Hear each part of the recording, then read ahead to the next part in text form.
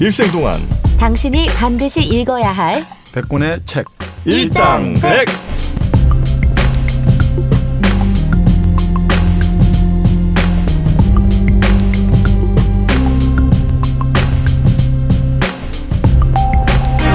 일생 동안 당신이 반드시 읽어야 될 100권의 책 일당백 75번째 시간이 시작됐습니다. 안녕하세요, 정프로고요. 안녕하세요, 정민여입니다. 마른도그랬습니다. 네, 정박입니다. 네. 오늘 저는 굉장히 의미 있는 시간일 것 같습니다. 되게 힘주네. 자기 거 한다고? 여러분들 많이들 아마 기다리셨고 네. 기대 많이 하셨을 것 같습니다. 그 기대에 또 부응해 봐야죠. 오늘 지난주는 우리 정민여의 추천책 정민여 스픽. 실적이 저조해. 당연하지. 될 것 같니 이게? 이런 책으로 되겠어요? 안톤 체호프의 갈매기. 왜 안 되는 거야 도대체. 사람들의 성향을 좀 파악할 필요가 있습니다. 대중적이지만 네. 몰랐던 이야기가 숨어있는 그런 이야기를 잘 꼽아주셨어야죠. 그래서 오늘 정프로의 픽 아마 여러분 정말 좋아하실 만한 책입니다. 그리고 일당백이 왜 아직까지 안 나왔나. 너무나 이상할 수밖에 없는 책. 이 책이? 당연하죠. 그래요? 아이고, 난 잘 모르겠는데. 저는 무려 네. 뭐 정확하게 몇 번이라고 얘기하기 어렵지만 한 20번은 읽은 것 같아요. 이 책을요? 제가 가장 사랑하는 책입니다. 네. 짧아서 좋아하는 건 아니고. 그건 맞아요. 이건 잠자리에서 읽어도 한 시간이면 다 읽는 것 같아. 네, 그렇죠. 하지만 그 안에 담겨있는 내용만은 네. 한 시간이 아니라 한 평생 곱씹어도 부족할 내용들입니다. 어떤 책인데요? 바로 The 생텍쥐베리의 어린 왕자 Little Prince. 뭐야, 지난주에 막 엄청 어려운 이름 들먹거리면서 이거 할까요? 저거 할까요? 이래놓고서는.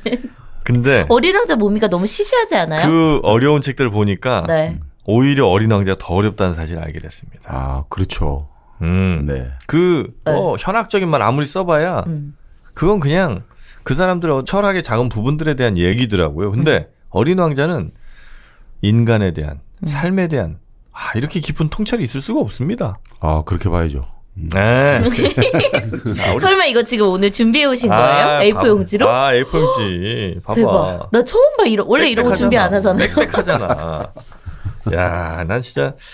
아니 근데 어린 왕자 뭐 이렇게 막 몇 장씩 준비할 만한 게 있어요? 내용 간단하지 거의 뭐 한 않아요? 10장 가까이 되는데 이 정도면 거의 소설이 그냥 이 안에 들어옵니다. 소설이 길지가 않아서 다 들어와. 이렇게 할 말이 많은지 엄청 기대되는데요. 정말 이 책 명대사들이 참 많잖아요. 또 뭐였지? 길들여진다는 것. 그렇지. 뭐 그런 거 뭐 대표적이고 네가 4시에 오면 난 3시부터. 그게 뭐야? 그런 말도 있었나? 몰라? 되게 작업 멘트 같은데요? 작업 멘트로 정말 좋죠. 네가 오후 4시에 오면 난 3시부터 행복해지겠지. 이 말 모른단 말이에요? 여우가 왕자에게 그렇게 말을 하죠. 뭐 이렇게 동화처럼 쉽고 재밌게 또 편하게 써놨지만 그 안에 정말 인생의 모든 그리고 막 이 어린 왕자가 돌아다니면서 만난 사람도 있잖아요. 누구 만났지? 그게 바로 나였어. 뭐가? 어린 왕자가 본인이라고요? 아니. 어린 왕자도 나였고 네. 그 어린 왕자가 만난 사람도 나였습니다. 이거 마치 그 화엄경에서 그 선제 동자가 네. 그 여러 사람을 만나면서 수도를 하는 그런 느낌까지 방불하게 하죠. 거기까진 미처 생각을 못한 것 같은데요. 거기까지는 안 갔습니다. 자, 여튼 그래 제가 선택한 책은 생텍쥐베리의 어린 왕자 저희가 선택을 했고요. 네. 이 책 뭐 좀 이따 줄거리랑 뭐 여러 얘기들 좀 드리겠습니다만 생텍쥐베리 이 작가부터가 너무 작가로서 매력 있는 사람이에요. 일단 그 외모 자체는 르완 와킨슨인가? 누구예요? 그 사람이? 르완 배우예요? 와킨슨. 와킨슨 맞죠? 네. 로완 아킨슨입니다. 무슨 영화죠? 유명한 영화 있는데. 그 다음은 뭘? 미스터 빈. 빈. 미스터 빈? 미스터 빈이랑 그 똑같이 눈 생겼어. 큰 사람이요? 눈 크고 이렇게 눈썹 이렇게 짙고. 네네. 코가 약간 이제 약간 들창고 우스꽝스러운. 조금 들어 올리신 느낌을 주죠. 네. 굉장히 그 유명한 사람인데 하여튼 그 양반이랑 외모가 굉장히 흡사한 생텍쥐베리. 근데 생텍쥐베리가 이름이 너무 어려워. 아니 어려운 건들도 지금 굉장히 길더라고. 내가 알고 있는 건 우리는 그냥 생텍쥐페리잖아요. 네. 생시잖아. 네. 앙뚜안 드 생텍쥐페리 이렇게 되죠. 응. 앙뚜안이죠, 앙뚜안. 앙뚜안. 네. 이름이 앙뚜안이죠. 그죠. 네. 그리고 생텍쥐가 생이 그 세인트. 보통 세인트, 생각하는. 그죠. 네. 성. 네. 그리고 엑쥐페리 뭐 이렇게 되더라고요. 아니요, 그러니까 생텍쥐페리 이렇게 되던데 프랑스 발음 들어보니까 그게 이제 가문 이름이죠. 가문. 그 가문의 성이죠, 생텍쥐페리. 귀족이에요, 이 사람? 그렇죠. 그 할머니가 생텍쥐페리 백작 부인이니까 성을 가지고 있었죠. 프랑스에 생모리스 성이라고 네. 그런 그 캐슬. 말 그대로 스카이 캐슬이 아니라 진짜 캐슬. 네, 그 집안이죠. 주인공이에요. 네, 네. 그래서 왕자 이야기를 썼구나. 자기가 성에 사니까 민간인을 쓸 수도 있잖아요. 어릴 때 별명이 네. 가족들 사이에서 태양왕이라 불렸대요. 루이 자기가? 14세처럼 자기 하고 싶은 대로 하고 사람들을 이 놀이에 같이 놀자 이러면 이렇게 놀아야 된다 해가지고 가족들이 태양왕이다. 루이 14세 짐이 곧 국가다 했던 그런 느낌을 주는 거죠. 참 그 못되게 살 수도 있었는데 이 사람의 또 삶이 결코 또 그렇지가 않았습니다. 근데 어릴 때부터 네. 이 남동생하고 누나들 해가지고 오형제 셋째인데 어릴 때부터 아버지가 일찍 돌아가셨거든요. 아버지가 4살 때 돌아가셔가지고 어머니 그리고 자기를 보살펴주는 가정부 그리고 이렇게 여자 형제들 둘러싸여가지고 어떤 일을 해도 두려움을 안 느꼈대요. 두렵지를 않았대요. 왜요? 그러니까 자신감 있고 이렇게 살아가니까. 그래서 결국 그 당시 비행사라는 게 사실 1910년대 20년대 아주 위험했지 않습니까? 근데 얘는 비행기 나는 걸 보고 12살에 엄마 허락도 안 받고 몰래 찾아가가지고 비행기 타고 싶다고 해가지고 비행기를 탄 거예요. 그래서 돌아오자마자 엄마한테 싸대기를 맞고 그렇게. 근데 그때부터 너무 좋아했다는 거예요. 모험하고 이런 거를. 뭐 집에 돈도 많겠다. 하고 싶은 건 이제 어지간히 다 했겠죠. 그쵸. 그리고 또 아버지나 형들이 이렇게 계속해서 위에서 좀 압박하는 게 압박을 아니고. 하는 이런 상황이 아니었던 모양이에요. 그렇죠. 네. 그래서 뭐 하고 싶은 대로 다 하던 이 생쥐베리가 근데 이 사람 유명한 게 이거 어린 왕자밖에 없지 않아요? 에헤이 무슨 소리야? 어마어마하게 소설이 많죠. 생쥐베리를 네. 야간 비행 몰라? 야간 비행. 그 야간 향수 이름도 비행? 있잖아요. 아니, 야간 뭐라고요? 비행이라는 향수. 그래요? 야간 비행 향수 유명한데. 유명하지 않나요? 향수가 있었어요? 그랬던 것 같은데. 네. 그리고 뭐 또 남방우 편기, 인간의 대시, 성체, 뭐 아주 뭐 좋은 소설들 많이 냈죠. 이 사람 다 단편 썼어요, 그러면? 장편요. 장편도 예, 장편 썼어요? 쓰고 단편도 쓰고 뭐 네, 그렇죠. 그렇게 많진 않네 그러고 보니까. 아니 뭐 일단 오래 살진 않았으니까 네, 맞아. 44세 결국 실종됐죠. 우리 나이로 하면 왜요? 내 나이에 네. 또 내 나이야. 그러네. 이상하게 자꾸 겹쳐. 그 나이가 되게 위기의 중년인가 봐요. 죽거나 실종되거나 아프거나.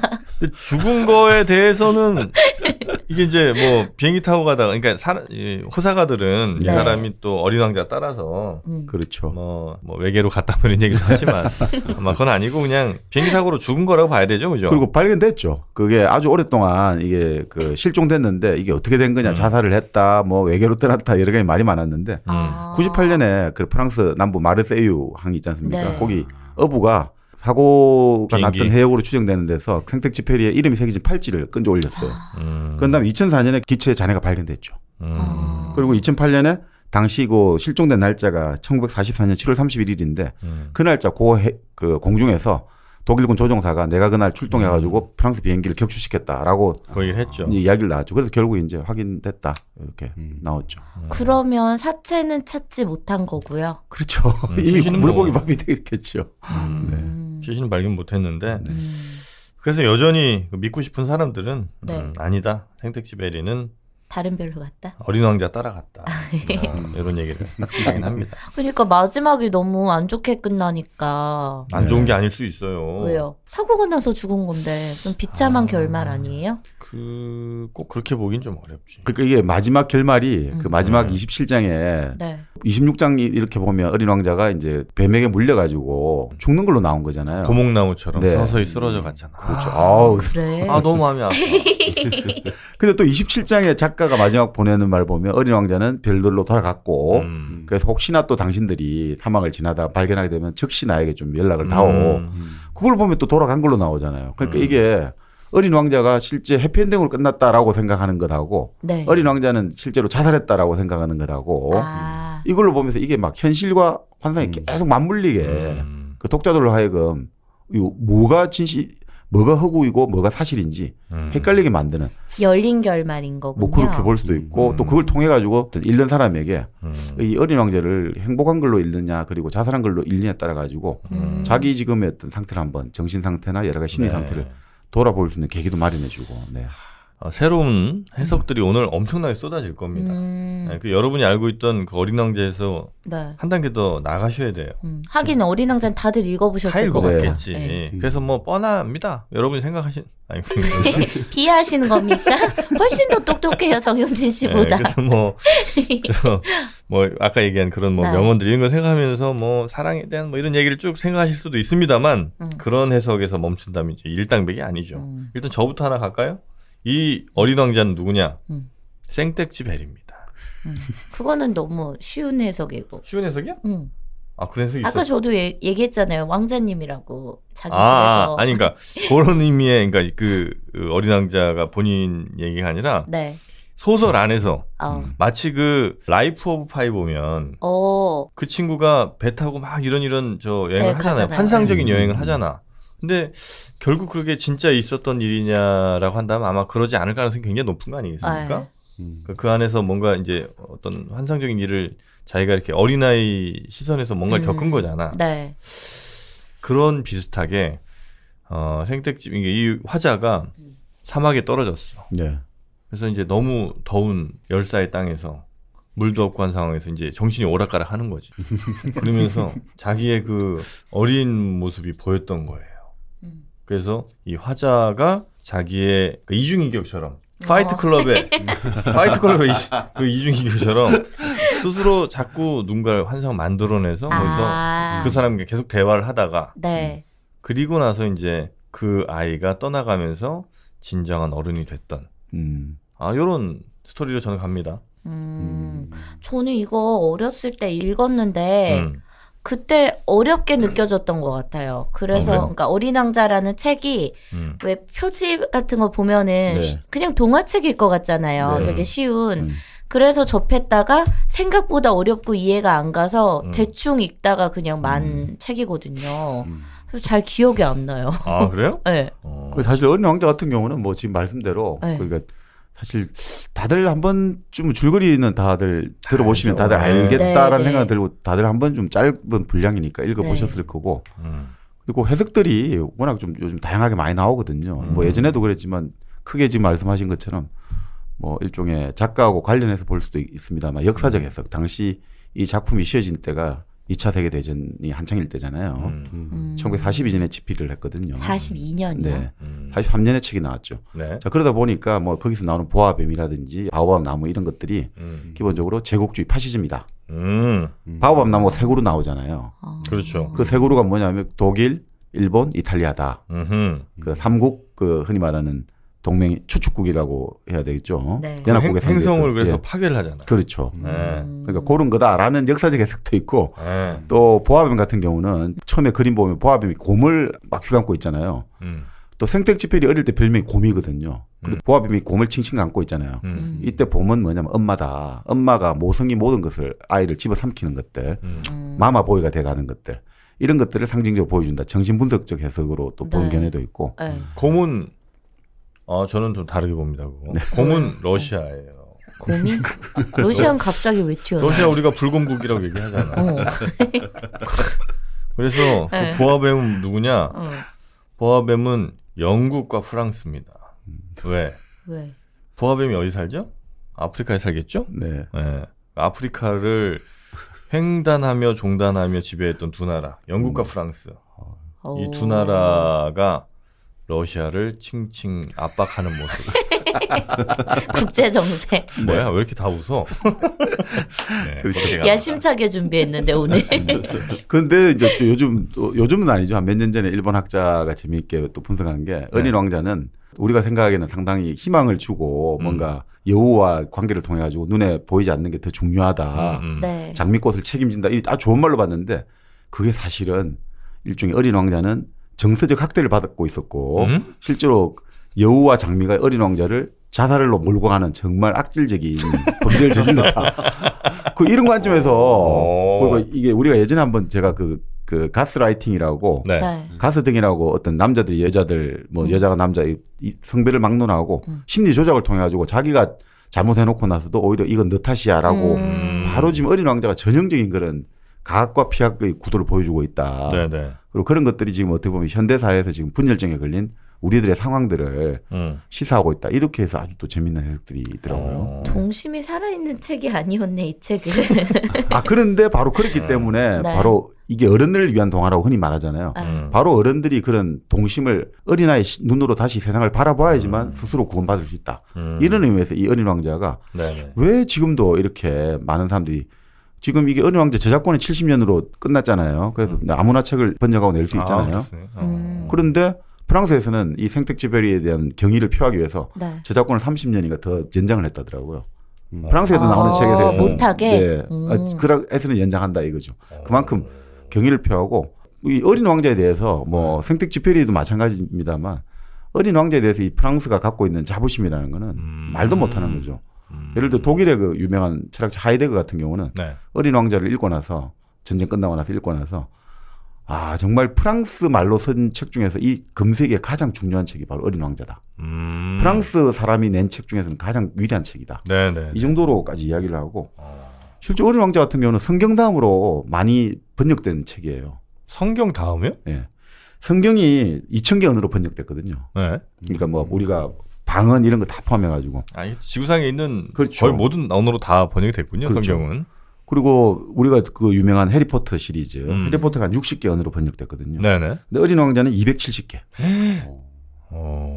판본만 600가지가 넘고. 정민이 형 감동 좀 해. 아니 워낙 유명한 책이니까 저도 대단하네요. 그리고 판매 부수 우리가 좀 재밌게 보는데 판매 부수를 사실은 알 수가 없대요. 도대체 어떻게 팔렸는지. 해적판도 워낙 많이 나갔으니까.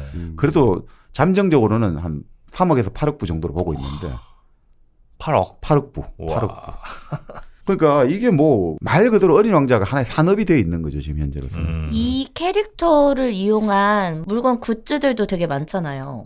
그렇죠. 어린 왕자 요 형상으로. 그러니까 그런 캐릭터 피규어라든지 여러 가지 만년필 여러 가지 있는데 관련 상품이 지금 그 어린 왕자 재단이 있거든요. 생텍쥐페리 재단이 그 관련된 재단이 있는데 곧 이제 라이선스 계약을 하고 지금까지 출시된 상품이 10,000종이 넘어요. 10,000종이 넘고 그리고 지금까지 뭐 우리가 유명한 옷들 가스텔바작이라는 프랑스의 디자인이 있잖아요. 그것도 어린 왕자 너무 좋아해가지고 어린 왕자 브랜드로 옷을 계속 만들고 디자인해가지고 또 우리가 아는 뭐 예를 들어 오페라 나오고 연극 나오고 뮤지컬 나오고 멀티미디어 쇼, 레이저 쇼도 나오고 샹숑, 만화, 영화, 의학교재, 광고 모든 데 어린 왕자가 사실상 하나의 정말 산업으로까지 돼 있죠. 그리고 프랑스에서도 프랑스 문화부에서도 이 어린 왕자를 내세우면 너무 좋은 거예요 반응이. 그래서 어린 왕자를 이용해가지고 프랑스 문화 상징 계속 만들어내고. 우리 같은 경우도 거기 있어요. 경기도 가평에 있지 않습니까? 가평에 가면 생텍쥐페리 무슨 관 있죠. 맞아요. 내가 거길 간 것 같아요. 가평에 그래서 뻗디 프랑스라고 맞아요. 작은 프랑스라는 데가 있죠. 네, 맞아요. 거기 가보면 그 간판 위에다가 어린 왕자 딱 앉아 있는 거죠. 담벼락에서 딱 앉아 있는 거죠. 그리고 거기는 이제 생텍쥐페리 기념 자료도 있고 가서 영화도 볼 수 있고 워낙 그 만든 분이 생텍쥐페리도 좋아하고 어린 왕자를 좋아해가지고 만들었다고 하시더라고요. 그러니까 이런 책을 왜 우리가 지금까지 안 했냐는 거예요. 너무 쉽다고 생각해서. 그래? 참 답답하네. 그리고 얇아서 누구나 쉽게 읽을 수 있잖아.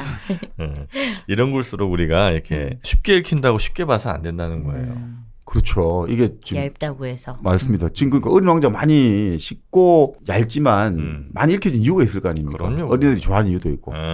결국 보면 이게 황당한 이야기 같잖아요. 지금 아까 말씀드린 이거 환각 아닌가 싶지만 그걸 표면적으로 보면 그런데 심층적으로 보면 대부분 사실이다 이거죠. 사람들이 그 나오는 장면 있지 않습니까? 보아뱀 그림 같은 거 보고 어른들은 항상 뭐 그 애가 어느 집에 사느냐 이런 건 중요시 않고 몇만 프랑짜리 집에 사느냐. 요즘 우리식으로 치면 그 집에 뭐가 있고 애들은 예를 들어 그 집에 뭔 장식이 있고 그 집에 벽지는 무슨 새우 이런 거 말하는데 어른들은 그런 거 필요 없고 몇 평이냐 어느 단지에 사냐 브랜드가 뭐냐 그런 게 나와요? 거기도 나오죠. 무슨 집이 몇 프랑짜리겠구나 이런 어른들은 식으로. 숫자를 좋아한다고 그렇죠. 이러면서 숫자로 얘기해주지 않으면 알아듣지 못한다는 거 어른들은. 어린아이들 우리들은 얘가 무슨 색깔을 좋아하는지 어떤 만화 좋아하는지 이렇게 얘기를 해야 이 아이에 대해서 알아듣는데 어른들은 키가 몇인지 뭐 형제가 몇 명인지 뭐 월급이 얼마인지 뭐 이런 거를 해야 이 사람을 알아듣는다. 이게 우리 반성하라는 겁니다. 프랑스에서도 그런 게 강하게 있구나. 나는 우리나라만 그런 게 심한 줄 알았어, 유독. 아니, 어른들 되면 대체로 다 그렇게. 그렇죠. 근데 이 어린 양들 읽어보면 사실 그 우리 예전에 시몬드 보부아르 말하면서 네. 보바르도 엄청나게 그 엄마가 교육열이 높았다고 했잖아요. 지금 우리 강남 학부모들, 우리 부모님들의 교육열 스카이캐슬 저리 가라고 했는데 여기 보면 또 생텍쥐페리도 그 당시에 어떤 그 프랑스 상황들을 보고 있으면 거기도 장난이 아닌 거죠. 그 압박을 하고 경쟁을 밀어붙이고 이런 것들이 뭐 대표적으로는 뭐 나중에 말씀드리겠습니다만 세계 대전이 일어나게 된 여러 가지 것들, 결국 그 교육을 잘못된 교육으로 인해 가지고 폭력과 여러 가지 억압을 통해서 자란 아이들이 결국은 어른이 되어 가지고 이 세상을 망쳤다 이렇게 보거든요. 그래서 생텍쥐페리 입장에서는 어떻게든 간에 이런 어린아이 눈으로 이걸 봐야 된다. 그러면서 지금 말씀드린 일침을 날리는 거죠. 그 어른들은 숫자를 좋아한다고 하잖아요. 네. 그러면서 그 책 안에 보면 그런 내용이 나오죠. 그런데 그렇게 숫자를 좋아하고 이 지구상에서 가장 뭔가 자기들이 가장 힘이 세다고 생각하는 어른들이지만 그 당시 한 20억 명 됐나 봐요. 그 당시. 네. 그 20억 명을 남태평양의 한 섬에 한 20km 뭡니까? 36km? 그러니까 그런 섬에 밀어 넣으면 충분히 다 그냥 줄 세우고 해가지고 다 넣을 수 있다 이거죠.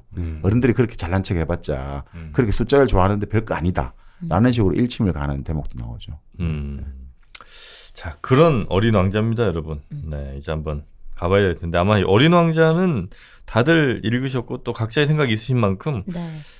댓글들도 많이 아마 다실 만한 내용들이 있을 것 같습니다. 주저하지 마시고 여러분의 생각이 틀린 게 아닙니다. 방송이 꼭 정답은 아니에요. 왜 이렇게 푸시하지? 우리 뭐 대결이라도 했나? 네, 자유로운 생각들 네. 남겨주시기 바라겠습니다. 자, 그럼 이쯤에서 중국어 광고 한번 듣고 갈까요? 외국어는 학문이 아니라 기술입니다. 말이 통해야 쇼핑도 하고 말이 통해야 여행도 가죠. 김성민 중국어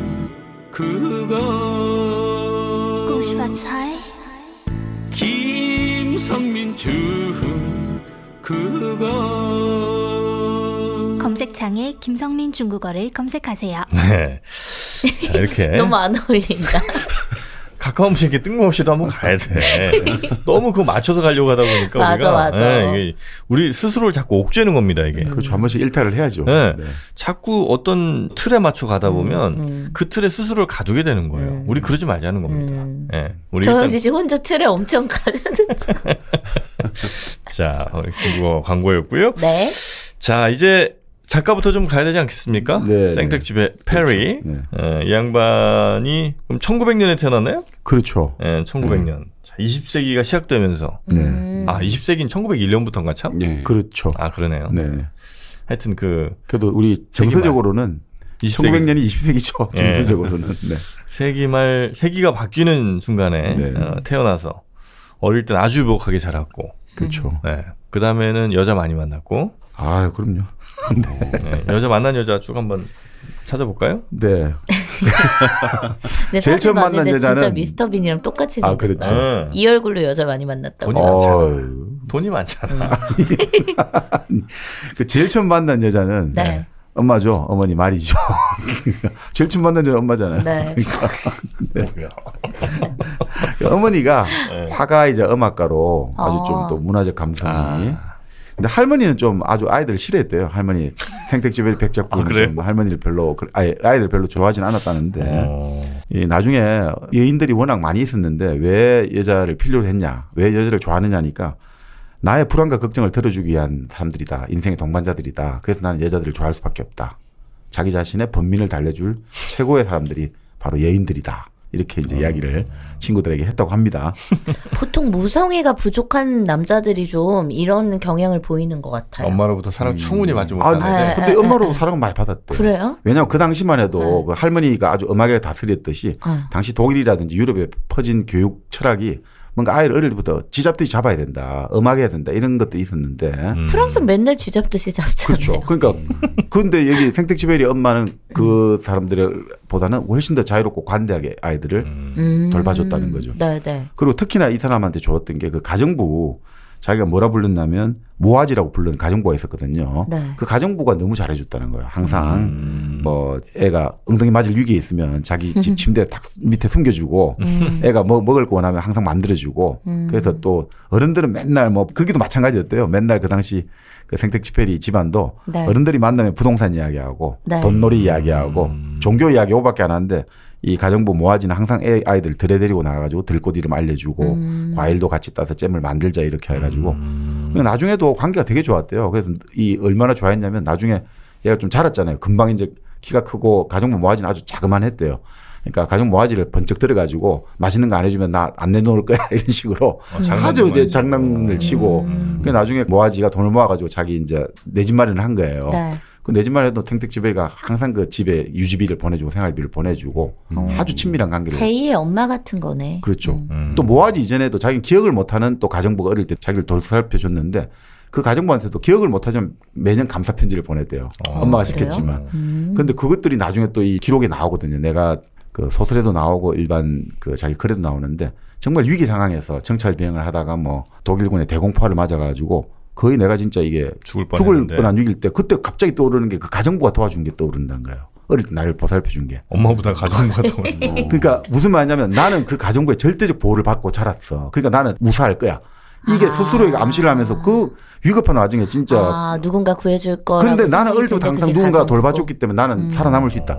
결국 그것이 나를 그 위기 상황에서 벗어나게 한 사랑의 힘이라는 거예요. 그러니까 야 이걸 보면서 이게 어릴 때 아이들에게 근본적인 사랑을 줘가지고 근본적인 자신감이 준 항상 누군가 너를 지켜준다라는 것들이 평생을 간다는 거죠. 그러니까 생택쥐페리에도 그거 나오거든요. 그래서 그 바로 포화가 못다치는 환경에도 나는 반드시 살아남을 수 있다라는 그냥 그게 확신처럼 든다는 거예요. 계속해서 그 나 이름도 모르고 얼굴도 몰랐던 그 가정부의 손길이 느껴지면서 자기는 반드시 살아남을 수 있다 이런 생각이 들었다는 거예요. 이거 지금 얘기해 주시는 게 완전 영화 로마 내용이랑 똑같거든요. 그래요? 네, 네. 거기 내용도 그 주인공이 베이비시터인데 그 아이 주인집 아이들 정말 내 아이처럼 돌봐주고 그런 내용이거든요. 거기도 막 비행기 아마 전쟁 중인 것 같은데 거기도 뭐 비행기 같은 거 나오고 이러는데 딱 내용이 그 내용이랑 똑같아요. 로마라는 영화가 이 얘기를 모티브로 한 거예요. 그 감독 자신의 그거라고 그랬는데 아니야. 경험? 아니야. 그런 경험은 흔치 않아. 생택쥐베리 얘기 카피한 겁니다. 생택쥐베리가 최고입니다. 기승전 생택쥐베리야 오늘은. 저번에 그 기승전 그 최업 아니었어요? 정오프라고 불러달라고. 맨날 바뀌어. 그래서 여자를 어릴 때부터 하여튼 굉장히 좋아했군요. 네, 그래서 19살 때 첫사랑을 만났어요. 당시 그 첫사랑 루이즈라는 사람은 자기보다 2살 어린 루이즈를 만나가지고 23세 결혼하기로 했는데 약혼까지 했어요. 네. 근데 그 해를 못 넘기고 파혼이 됐다고 해요. 왜냐하면 그 여자 집안에서 조종사라는 직업이 너무 위험하다 이거죠. 그 당시 뭐 조종사 정말 위험했거든요. 네. 그러니까 말이 안 된다 이렇게 하면서 결국 서로 직업을 바꾸래가 직업까지 결국 바꿨는데 그 회계원으로 들어갔어요. 조종사를 하다가 회계사 비슷하게 회계 업무를 본 거죠. 격리 업무를 봤는데 그래서 그게 깨지고 그다음부터 한 24살부터 2년간 적극적으로 여성을 만나는 거 있죠. 그러니까 이런 여성 편력을 아주 화려하게 2년간 아주 잘한 거죠. 그걸 잘했다고요? 정말. 아니 그래서 이 사람이 그 재밌는 말을 해요. 이때 만난 여성들 있잖아요. 쭉 여성 편력을 뭐라고 설명했냐면 잠시 머무르는 대합실과 같은 만남의 연속이었다. 대합실. 네, 대합실에 잠시 기다리고 만나고 서로 잘 모르지만 잠시 옆에 앉았다가 또 자기 기차라든 열차가 울치각되면 떠나고 하는 그런 대합실 같은 짧은 만남들의 연속이었다. 이렇게. 대합실의 비유. 이건 이제 우리 생택쥐베리는 반드시 떠날 사람이라는 거지. 떠날 것이 이미 예정돼 있는 만남. 나는 상행선, 너는 하행선. 차표 한 장이라는 노래입니다. 네. 홍대관에 차표 한 장 손에 들고 몰라요? 모르겠지. 꼭 이렇게 한 명 오래 만나고 나면 그 다음은 막 만나고 싶은 마음이 좀 들잖아요. 맞아요. 그래서 결국 다시 이제 비행사를 하면서 네. 프랑스하고 스페인 노선에 처음에 투입됐거든요. 그 프랑스 하다가 결국 이제 아프리카, 북부 아프리카로 당시 프랑스 식민지가 많았으니까 그 툴루즈라고 프랑스 그쪽 남부 쪽에 네. 동남부 쪽이죠. 그 툴루즈에서 카사블랑카. 그 유명한 카사블랑카 노선으로 그때 이제 민항기를 그렇죠. 민항기죠. 그리고 카사블랑카에서 또 세네갈의 다카르까지 이런 좀 노선에 이제 계속해서 장거리 노선까지 가는 거죠. 나중에는 뭐 아주 장거리 노선까지 갔지만 그 와중에 29년에 이제 바로 평생의 평생을 해로했다 하면 뭐 해로는 했으니까 결혼을 끝까지 했으니까 바로 콘수엘로 고메즈 카릴로와 만나게 됩니다. 콘수엘로. 예. 고메즈는 약간 좀 남미 쪽 아니에요? 그렇죠. 바로 과테말라. 과테말라 외교관의 미망인이었던 콘수엘로 고메즈 카릴로와 만남을 가지게 되는 거죠. 그러면 남편이 한번 죽고 사별한 부인 요즘 미망이란 말이 별로 안 좋다고 해서 어쨌든 돌싱을 만난 거죠. 돌싱이잖아요. 근데. 자, 근데 이 콘셀로도 엄청나게 자유분방한 사람인 거예요. 여자가? 예, 아주 뭐 예술가 기질도 아주 강했고 아주 뭐 당시에 표현을 빌리면 판타스틱했다. 했는데 생텍쥐베리 집안에서는 별로 안 좋아하는 거죠. 이쪽은 나름 그래도 유서 깊은 가문인데 아이 뭐냐 이 남미 쪽 계열에 이 뭐 좀 마음에 안 든다 했지만 결국 31년에 결혼식은 올리게 되는 거죠. 근데 이 결혼식 올리고 그 이제 생텍쥐베리가 44년 죽기까지 끊임없이 서로 불륜을 저지르고 계속 싸움했다가 다시 또 화해했다가 막 끊임없이 싸웠다가 만났다가 또 헤어졌다가 또 다시 돌아오고 계속 그 과정의 연속. 아이는 없었어요? 아이는 지금 안 제가 전기를 보니까 아이 이야기는 안 나오는 거 보니까 끊임없이 하여튼 그런 연속이었다라고 나오면서 그 사실 38년에 아예 이혼하기로 이제 결정을 내리거든요. 그래서 이제 이 여자도 프랑스를 떠나요. 근데 그 당시에 또 생텍쥐베리가 아주 장거리 비행을 하다가 추락을 했는데 엄청난 큰 사고를 겪게 된 거예요. 그 이야기를 듣고 다시 찾아온 거죠. 병실에 찾아왔는데 의사들은 이 사람 지금 다리를 절단해야 된다. 양쪽 다리 다 절단해야 된다. 이 콘셀로가 길길이 날뛰었다는 거죠. 절대 안 된다고. 내가 두 눈 뜨고 있는 이상 절대 우리 남편 다리를 못 잘라 해가지고 결국 그렇게 거부하는데 기적적으로 이게 무사히 치료가 된 거죠. 그러니까 결국은 생텍쥐베리도 참 바람둥이지만 끊임없이 또 콘솔레의 곁에는 언제나 돌아오고 평생 그 자리를 지킨 거죠. 비록 그러니까 불화와 갈등 끊이지 않았지만 끊임없이 어쨌든 같이 언젠간 너에게는 돌아온다. 결국은 그렇죠. 뭐 그렇게 된 거죠. 그리고 또 콘셀로도 마찬가지고 위기 상황에는 이 부분은 항상 모이는 그런 것들 있지 않습니까? 근데요, 이 사람은 그럼 그렇게 큰 사고를 겪었는데 왜 비행기를 또 탄 거예요? 그러니까 그때는 비행기라는 게 요즘도 왜 위험한 거 좋아하는 사람도 있지 않습니까? 익스트림 스포츠 좋아하듯이 당시 비행이라는 것은 한마디로 용기 있는 사람의 어떤 표상이었다는 거죠. 위험하니까 그걸 한다는 것 자체가 남자의 담력이라든지 인간의 어떤 용기를 상징하잖아요. 그래서 사실은 있잖아요. 비행기라는 게 당시 비행기 조종사가 사실 비행기라는 게 결국 인간의 한계를 극복하잖아요. 중력의 법칙을 거부하고 하늘을 자유롭게 날고 또 현대 과학과 기술의 결집체니까 이 광고하기 좋잖아요. 이 상징을 만들기가. 그래서 사실 히틀러나 무솔리니가 이 비행기를 엄청나게 활용을 많이 했대요. 비행기야말로 우리 파시즘의 상징이다. 우리 민족을 하나로 모은다. 그래서 사실 비행사들이 좀 파시스트적이고 마초적인 게 많거든요. 그런데 생텍쥐베리는 그렇게 갈 수 있음에도 불구하고 그걸 탁 진짜 자기 이성과 양심을 가지고 오히려 자유와 평화의 상징으로 만들어낸 거죠. 그래서 사실 우리나라도 비행사 중에 예전에 그 청년이라는 영화 있었죠. 우리나라 여류 비행사. 청년. 저기 돌아가신 장진영 박경원이라는 실존 인물을 배경으로 했는데 사실 그때 그 영화가 여러 가지 흥행이 잘 안 되고 한 이유 중에 하나가 그 우리 최초의 여류 비행사는 아니고 세 번째로 들었는데요. 그게 친일 행적이 좀 있거든요. 친일 관련 시비가 있어가지고 결국 그러니까 이 사실은 비행사라고 하면 물론 우리 뭐 최초의 비행사 안창남은 좀 다르지만 좀 그런 것들하고 묘하게 결부되는 거죠.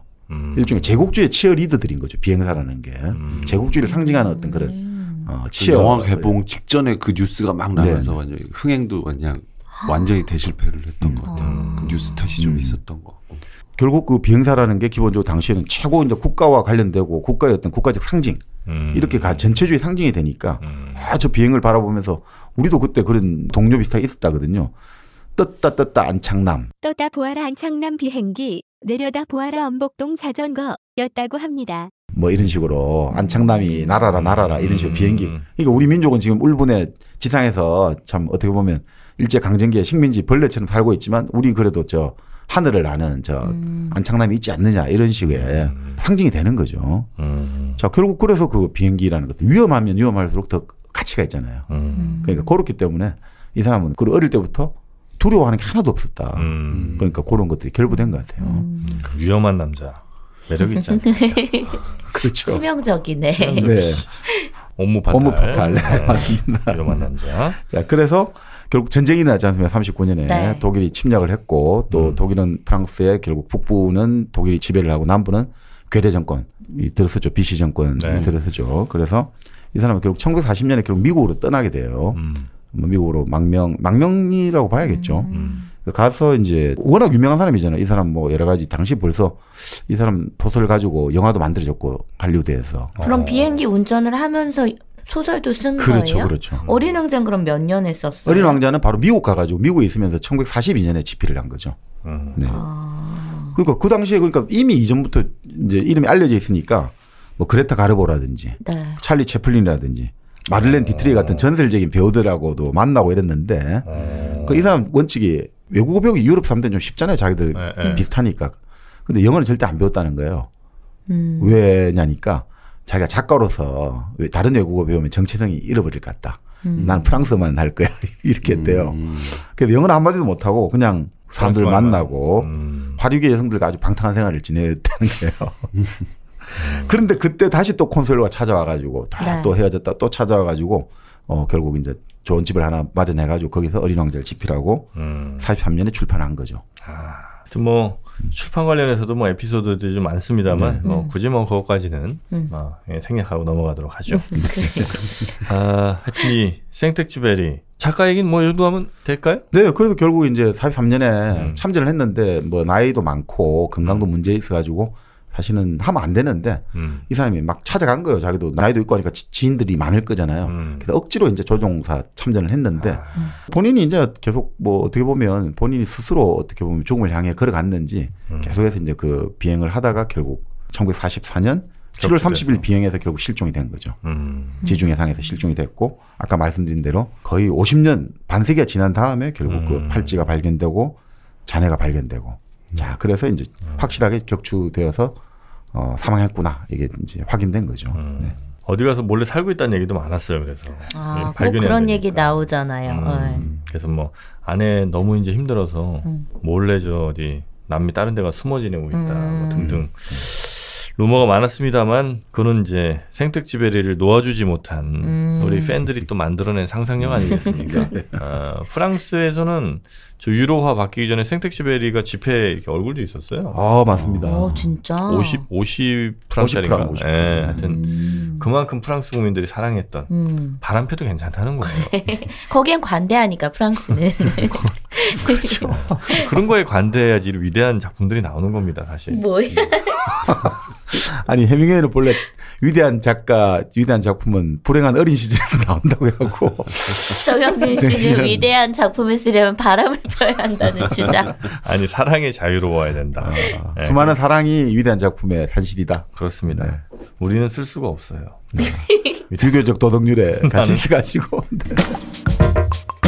여러분은 지금 정박, 정민영, 정프로 그리고 마돈이 함께하는 일당백을 듣고 계십니다. 자, 그럼 워낙 이제 이 책은 또 내용들이 많으니까 바로 내용으로 이제 1부부터 들어가겠습니다. 일단 스토리는 이건 뭐 해야 되나 말해야 되나 고민이긴 한데 기억 안 나요. 일단 비행기 운전사죠. 네. 비행기 운전사가 나입니다.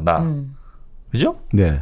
내가 비행기 운전하고 가다가 어디서 불시착을 하는 거죠. 그렇죠. 아프리카 북부 아프리카 정도 어디쯤 그걸로 설정이 되죠. 그걸로 이제 잠깐 불시착을 하는데 거기에서 막 덥고 힘들고 물도 떨어지고 뭐 이런 상황에서 잠깐 저 눈을 붙였다가 일어났는데 어린 왕자가 내 눈앞에 있는 거예요. 그 이렇게 그 뭐 망토 같은 비슷한 옷 빨간 망토. 네, 하여튼 그 그림. 네. 네. 겉은 녹색, 안쪽 안감이 빨간색, 주황색. 머리 이렇게 삐죽삐죽하고. 네, 그 왕자가 눈앞에 서 있으면서 양 한 마리 그려달라고. 그죠? 예, 맞습니다. 네. 양 한 마리만 그려달라고 그래서 뭔 소리야? 그런데 빨리 안 그려달라고. 어린 왕자는 자기 얘기만 해요. 별로 이렇게 남들 얘기 들을 생각이 없는 친구예요.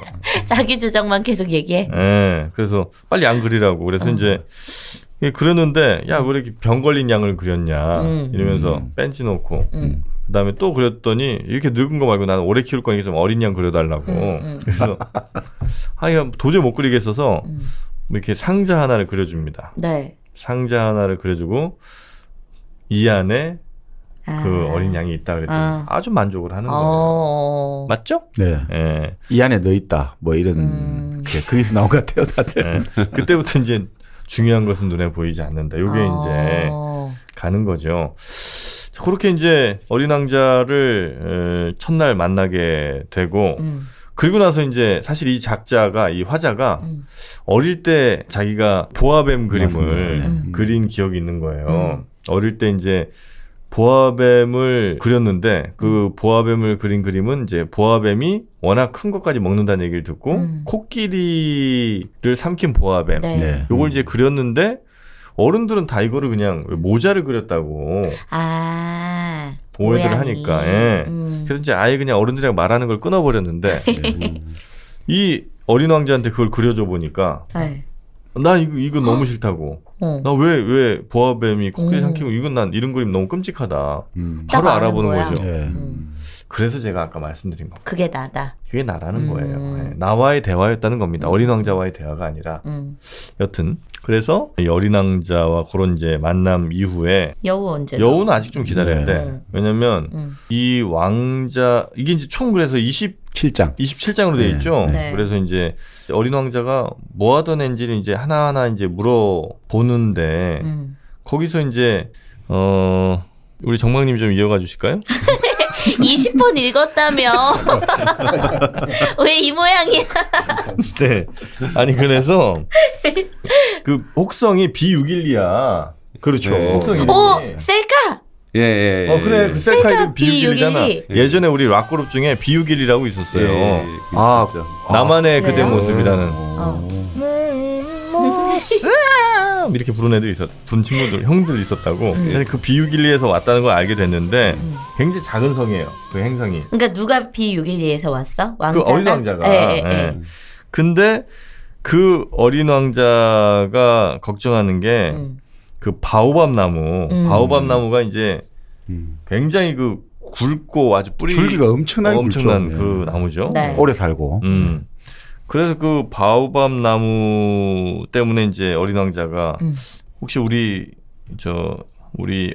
거기서 이제 혹성으로 나오는데 요즘은 이런 표현을 잘 안 쓰죠. 혹성이라고 쓰나? 혹성이 뭐 행성이죠. 이렇게 떠돌이별을 이제 혹성이라 부르는 거죠. 근데 이제 소혹성이라 하면 저도 그래서 이게 뭔가 찾아보니까 그 목성하고 화성 사이에 그런 것들을 소혹성이라고 아예 딱 특정해서 부르더라고요. 그렇습니까? 그냥 그 굉장히 작은 별이에요. 그래서 얘가 1분에 한 번씩 돌든가?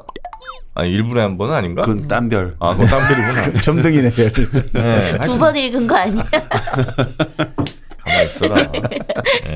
굉장히 작은 별이라 그냥 이어가 주실까요? 그러니까 이 바오밥 나무가 소혹성을 뒤덮어 부를 수 있다. 그러니까 매일매일 이제 뽑고 사기 나는 걸 조심해야 된다. 이런 이야기를 이제 왕자가 해주는 거죠.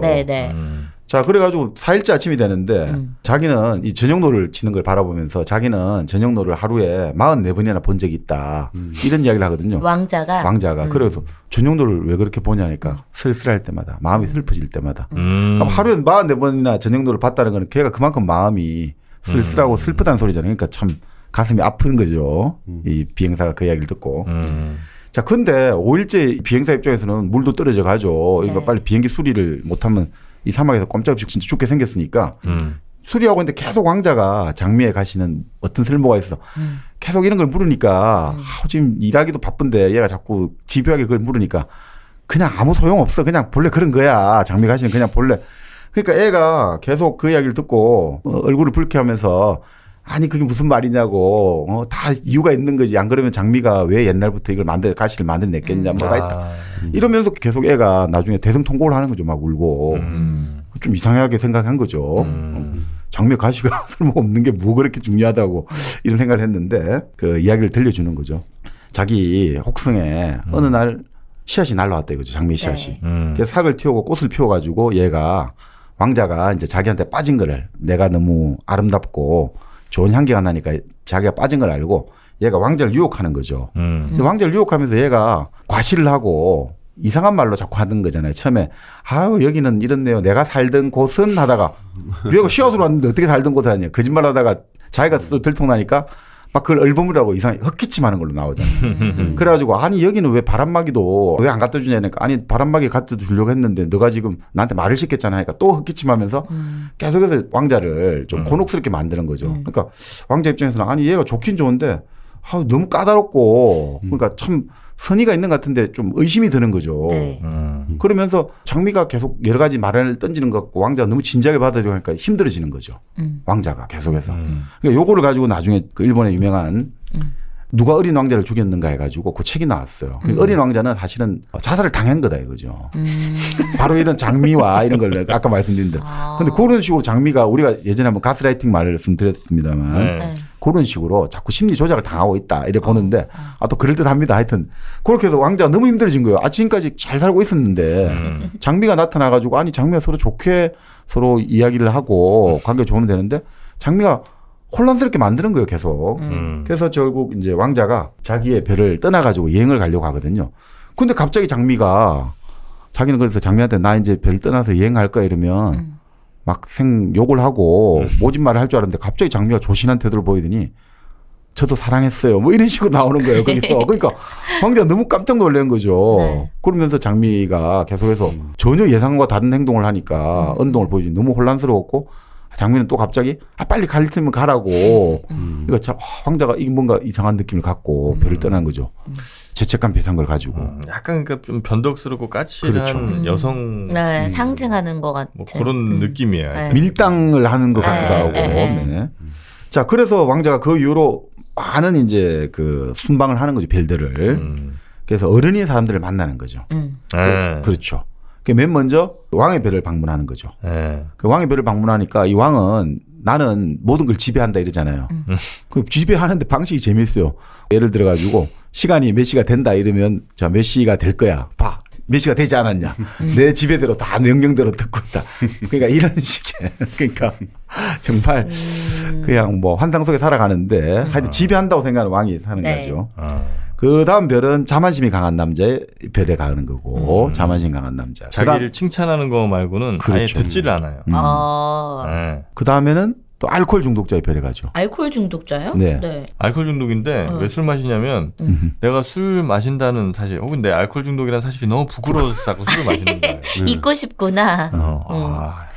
그런데 그러니까 또 그래가 술을 마시고 되니까 또 부끄러워지고 끊임없는 무한 악순환이 반복되는 거죠. 그다음에 또 비즈니스맨의 별 이야기. 그러니까 이게 회계사죠. 돈 숫자를 가지고 계속 계산하는 그 별에 가서 그러니까 이게 뭐 상징하는 거겠죠. 아까 말씀드린 알코올 중독자는 스스로의 어떤 내면의 세계를 그렇게 무한 악순환을 하는 거고 이 사람 숫자가 계속 정식되는 거기에만 희열을 느끼는데 어떻게 보면 자본이라고 생각하는 그렇죠. 거죠. 돈이 통장에 계속 뭐 늘어나면 사실은 이제 돈은 교환 가치로서 의미가 있는 거잖아요. 네. 뭔가를 사야 사실은 사거나 아니면 뭘 쓰거나 뭐 이래야 되는 건데 계속 그냥 쌓이는 것만으로 그거에 만족하는 사람들이 있잖아요.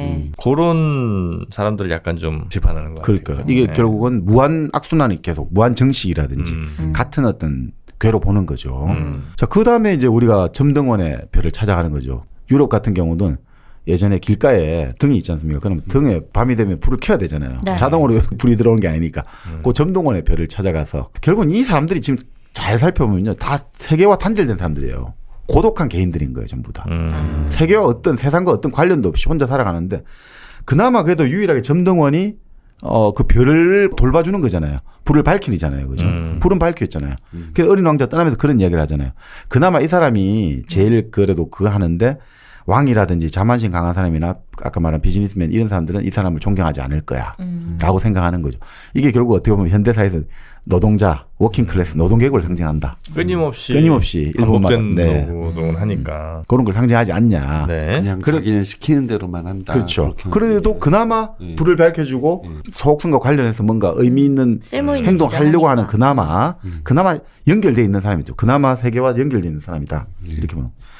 그리고 지리학자의 별을 찾아갔는데 이 지리학자도 뭐 자기가 지리학자인데 돌아다니고 이런 건 필요 없고 나는 앉아서 기록만 하면 된다. 그러니까 진짜 추상적인 세계에서만 혼자만의 밀실에 갇혀 있는 거죠.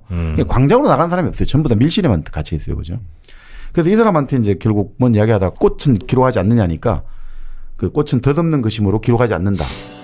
자, 그 말을 들으니까 갑자기 자기가 두고 온 장미가 생각난 그렇죠. 거지. 그러면서 구애가 되고 얘가 고통스럽죠. 그러면서 지구 이런 여러 가지 이야기를 듣게 되고 그래서 지구로 오게 되는 거죠. 지구에는 아주 많은 사람들이 있고 이런 이야기를 듣고 지구에 와가지고 사막에서 먼저 뱀을 만나는 거죠. 그래서 뱀이 여기 왜 왔니 물어보죠. 뭐라고 대답하죠? 여기 왜 왔니? 너 잡아먹으라. 어린 왕자한테 물어보죠. 뱀이. 넌 여기 왜 왔지? 어린 왕자는 대답합니다. 네. 자, 20번 읽은 정영진 씨. 네, 어린 왕자는 바로 1kg 커피를 먹으러 왔단다. 자, 여러분 이제 때가 됐죠? 바로 여러분과 함께하는 1kg 커피. 이걸 어떻게 광고로 빠져나가냐? 1kg 커피는 말이죠. 특히 어린 왕자가 있던 아프리카 대륙에서도 원두를 가져옵니다. 네. 여러분이 원하시는 맛, 여러분이 가장 사랑하시는 맛들을 잘 엄선해서 맛있게 로스팅하고 여러분의 집집으로 배달을 해드립니다. 요즘에 점점 구매 인증샷들이 늘어나고 있습니다. 여러분도 동참하십시오. 샀으면 샀다고 좀 밝히시고 특히나 그 카페라든지 사무실 이렇게 좀 대량 소매하시는 곳들 여러분 아주 환영합니다. 1kg 커피 포털 사이트에서 1kg 커피 검색하시거나 아니면 일당백 저희 공지사항 있죠? 거기에 바로 광고주 리스트가 있으니까 거기에 이렇게 링크 따라가시면 편하게 찾으실 수도 있습니다. 일당백과 함께하는 1kg 커피였습니다. 뭐 답을 말씀드릴까요? 몰라 이 사람. 얘기해 주세요. 결국은 어떤 꽃하고 말썽이 생겼다. 꽃하고 사이가 안 좋아져서 왔다. 어린 왕자 그렇게 네. 얘기를 해요? 어린 왕자는 인식은 하고 있어요. 그죠? 꽃하고 나간 사이가 안 좋아져서 왔다라고 인식은 하고 있어요. 그렇게 이야기를 하니까 뭐 뱀이 이제 여러 가지 이야기하면서 왕자가 계속 물어보는 거죠. 근데 사람들은 어디 있냐? 사막에서 내가 너무 외로워 이러니까 참 뱀이 재밌는 이야기죠. 사람들 사이에 있어도 외로울 거야. 이건 진짜 진리네. 그리고 재밌는 게 이 어린 왕자가 지구로 온 게 7번째 별이거든요. 네. 우리가 참 보면 또 천지창조 이거 좀 느낌을 줘요. 7번째 별이란 말이에요. 네. 제7일이란 말이죠. 제7일. 그러니까 제7일째는 안식을 해야 된다 이거죠. 이별 갔다가 7번째 별이라는 그러니까 거예요. 지구라는 거는 7번째 날은 안식을 하고 평화를 찾아야 되잖아요. 근데 사실 과연 지구가 안식을 줄 수 있을지 평화를 줄 수 있을지 그렇게 되는 거죠. 자, 그래서 결국 이제 뱀을 만나가 이런저런 이야기를 하니까 뱀이 그런 이야기를 하죠. 만약 너가 언제든지 돌아가고 싶으면 나에게 말을 해. 내가 언제든지 땅으로 돌려보내줄게. 뱀이 독이 있으니까. 언제든지 내가 돌려줄 수 있다. 땅으로 난 것은 땅에서 돌아가잖아요. 뱀이라는 것은 어떻게 널 보면 잡아먹겠다는 거죠. 죽여준다는 거죠. 뭐. 땅으로 돌려보내준다. 그리고 재밌는 게 그 뱀이라는 게 또 재미있잖아요. 여기서 지금 뱀이 진실을 탁탁 단면을 알려주는데 어떻게 보면 우리가 또 아담과 하와에서 선악과라는 것들이 뱀의 유혹이라고 볼 수도 있지만 뱀이 알려주는 거잖아요. 지혜라는 것들은. 그 뱀이라는 게 별로 또 지혜의 상징으로도 쓰이거든요. 네. 네, 그러니까 그런 것들 속에서 이제 뱀이 또 나온 거 아닌가 싶습니다. 자, 그래서 어린 왕자가 이제 사막에서 지나가다가 꽃잎이 세 개는 아주 작은 꽃, 소박한 꽃을 발견하는 거죠. 네. 그래서 또 물어보는 거예요. 얘는 계속 사람들은 어디 있니? 그러니까 이게 진정한 휴머니즘을 찾아가는 거예요. 그죠? 네. 진정한 인간은 어디 있냐? 사람은 많은데 진정한 인간이 어디 있냐? 이 사막이라고 하잖아요. 도시를 우리가 살아가는. 사람 많지만 사막 같다. 삭막하다. 바로 이런 의미겠죠. 그러니까 그 꽃이 그런 대답을 하는 거죠. 사람들이 17명쯤 있었는데 예전에 그 사람들을 봤는데 어디 갔는지는 알 수가 없어. 그 사람들은 바람 따라 돌아다녀. 그 사람들은 뿌리가 없잖아. 그래서 많이 불편하지. 우리는 뿌리가 있으니까 딱 정착하는데 사람들은 뿌리가 없으니까 맨날 돌아다녀. 좀 불편할 거야. 이러면서 헤어지고. 그 어린 왕자가 이제 높은 산에 올라간 거죠. 높은 산에 올라가면 이제 뭔가 다 볼 수 있지 않을까 싶어가지고. 그 올라가서 봤는데 결국 보이는 것은 뾰족한 바위산 봉우리밖에 없는 거죠. 그래서 어린 왕자가 안녕 이야기하는 거죠. 그러니까 메아리가 나오죠. 메아리 나옵니다. 메아리 나와. 그러니까 어린 왕자 입장에서 이거는 뭐 이상한 별이다. 바위들은 아주 메마르고 뾰족하고 험하고 사람들은 남의 말만 되풀이 안 해. 그러니까 지금 메아리가 오는 거를 사람들이 남의 말만 되풀이하는 걸로 보는 거죠. 내 별에는 꽃이 있지. 그 꽃은 항상 언제나 먼저 말을 걸어왔는데 이런 생각을 하는 거죠. 자, 그렇게 오랫동안 헤매다가 길을 하나 발견했거든요. 네. 그 길을 하나 발견했는데 사람들이 사는 곳으로 이어져가 정원에 찾아간 거예요. 근데 정원을 딱 갔는데 정원에 딱 가자마자 자기를 보고 꽃들이 안녕 인사를 하는 거예요. 근데 보니까 장미꽃들이 있는 거예요. 두고온. 아니 어마어마하게 많은 장미꽃이 있는데 자기 별에는 딱 하나 있었잖아요. 그리고 그 장미가 사실 거짓말을 했거든요. 뭐라고? 자기는 이 우주에 유일하게 나 혼자만 있다고 했거든요. 그게 사기를 친 거잖아요. 장미꽃이 5,000송이 앞에 있는 거예요. 그럼 보통 같으면 어떻게 돼요? 이거 사기당했다고 분노를 해야 되는데 어린 왕자는 갑자기 슬픈 생각이 들어요. 자기를 속인 장미에게 화를 낼 생각을 안 하고 장미가 이 사실을 알면 얼마나 힘들까, 걔 얼마나 속상할까. 좀 이상하죠, 그죠? 여기 눈물 난다. 여기서 눈물 나. 그래서 어린 왕자 이렇게까지 생각하는 거예요. 창피한 것을 감추려고 기침을 심하게 하고는 바로 죽는 신용을 하겠지. 죽는 척 할 거야, 장미가. 그러면 나도 간호해주는 척은 해야지. 그렇게 하지 않으면 정말 죽어버릴지 몰라. 그렇게 하면서 또 자기 생각은 하긴 해요. 또 헷갈리는 거죠. 나는 이 세상에 하나밖에 없는 꽃을 가진 부자라고 생각했는데 사실은 그 많은 수많은 장미꽃 중에 한 송이밖에 아니었구나. 그럼 나는 가진 게 뭐가 있지? 나는 무릎까지 오는 화산 3개밖에 없고 화산이 무릎까지밖에 안 오잖아요. 그중에 하나는 꺼져 있고 나머지 하나는 이제 음식을 데울 때 쓰려고 산발이를 걸쳐놨고 네, 그렇게 해놨거든요. 근데 그중 하나는 영영 불이 꺼져 있을 거고 이걸 가지고 내가 어떻게 훌륭한 왕자가 되겠어 하면서 엉엉 우는 거예요. 장미꽃 5,000송이를 보고. 사람은 오히려 사실을 직면할 때 사실을 직면하고 깨우치는 걸 얻는 게 아니라 부정하고 싶은 거죠. 내가 믿고 싶은 것만 믿고 싶거든. 맞아. 그래서 오히려 사실을 이건 아니야. 외면하고 부정하고 싶은 거예요. 자, 그런데 그때 지금 바로 그 순간 여우가 나타나는 거죠. 네. 장미 때문에 힘들어하고 있는데 여우가 나타나서 뭐라고? 그렇죠. 그래서 왕자가 말을 하잖아요. 너 누구니 참 예쁘구나라고 물어보잖아요. 난 여우야라고 대답하죠. 그래서 이리 와서 나하고 놀자. 난 지금 아주 쓸쓸하단다. 이러니까 난 너와 놀 수 없단다. 난 길들여져 있지 않거든. 라고 여우가 말을 하지. 유명한 얘기는 이제부터 나옵니다. 네. 그러니까 길들인다는 게 무슨 말이야? 여우가 딴청을 펴요. 넌 여기 사는 애가 아니구나. 뭘 찾는 거니? 난 사람들을 찾고 있어. 그런데 길들인다는 게 무슨 말이야? 사람들은 총을 가지고 사냥을 하지. 근데 너도 닭을 찾니? 아니, 난 친구들을 찾고 있어. 길들인다는 게 무슨 말이야? 계속 이 말들이 엇갈립니다. 그래서 여우가 말을 해요. 맞아요.